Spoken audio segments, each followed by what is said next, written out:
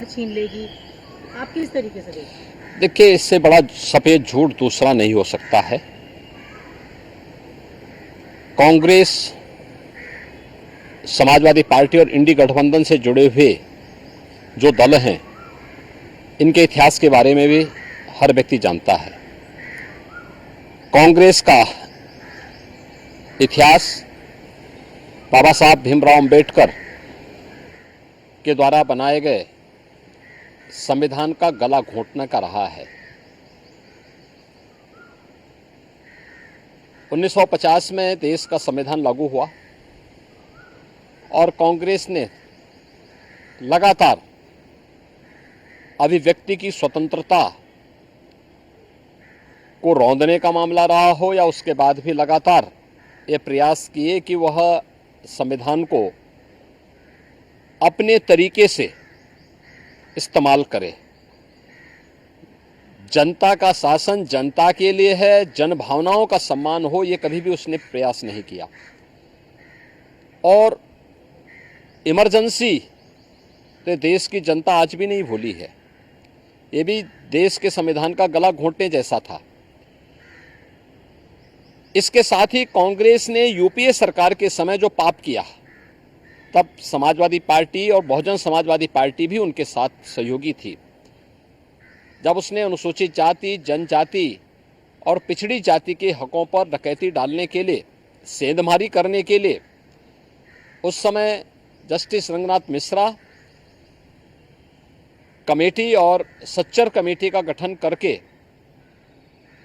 देश भर में संविधान विरोधी कार्य करते हुए धर्म के आधार पर आरक्षण देने का कुत्सित प्रयास किया था।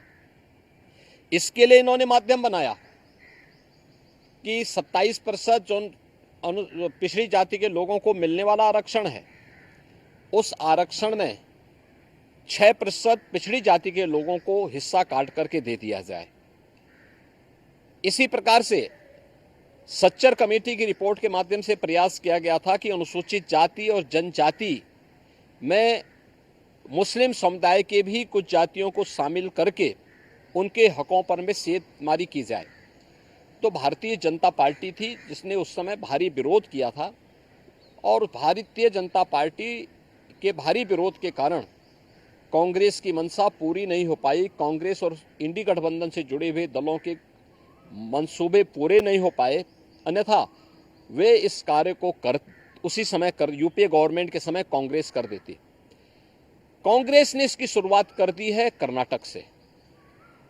कर्नाटक में कांग्रेस ने पिछड़ी जाति के लोगों को मिलने वाले आरक्षण के लाभ में उसने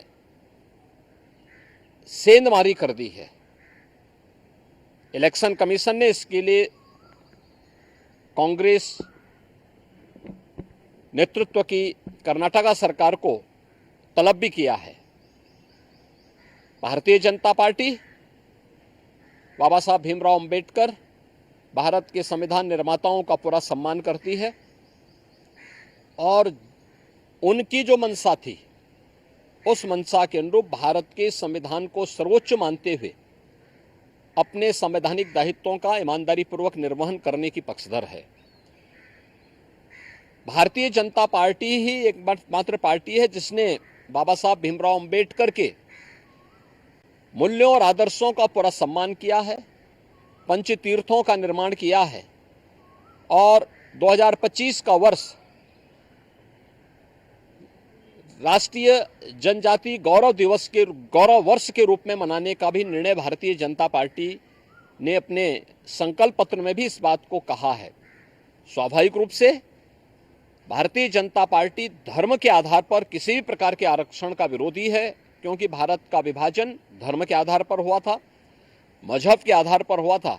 भारतीय जनता पार्टी इसका विरोधी है, लेकिन अनुसूचित जाति, जनजाति और पिछड़ी जाति को मिलने वाले आरक्षण के लाभ का पूरी तरह पक्षधर है और भारतीय जनता पार्टी हमेशा इस व्यवस्था को लेकर के आगे बढ़ेगी। आप ये कह सकते हैं कि कांग्रेस किसी एक राजनीतिक एजेंडे के तहत इस मामले को उठा रही है ताकि वो देखिए, कांग्रेस का नेतृत्व पूरी तरह फेल हो चुका है। आप देख रहे होंगे कि उनके लोग जब अपने स्वयं के नेतृत्व पर विश्वास न होने के कारण लगातार कांग्रेस के प्रत्याशी भी फील्ड छोड़ करके भाग रहे हैं। कहीं उनके प्रदेश अध्यक्ष इस्तीफा दे रहे हैं, कहीं पे उनके घोषित प्रत्याशी स्वयं अपनी प्रत्याशिता वापस लेकर के भारतीय जनता पार्टी के सदस्यता ग्रहण कर रहे हैं, और कहीं पर वे अपनी जानबूझ करके अपने नामांकन प्रपत्रों को अधूरा भरने का काम कर रहे हैं।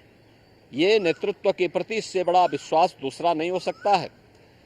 तो अपनी इस खींच को मिटाने के लिए वह इस ओर जनता का ध्यान न जाए, इसके लिए वह उल जलूल और मनगढ़ंत आरोप लगा करके देश के ध्यान को बांटने का प्रयास कर रहा है।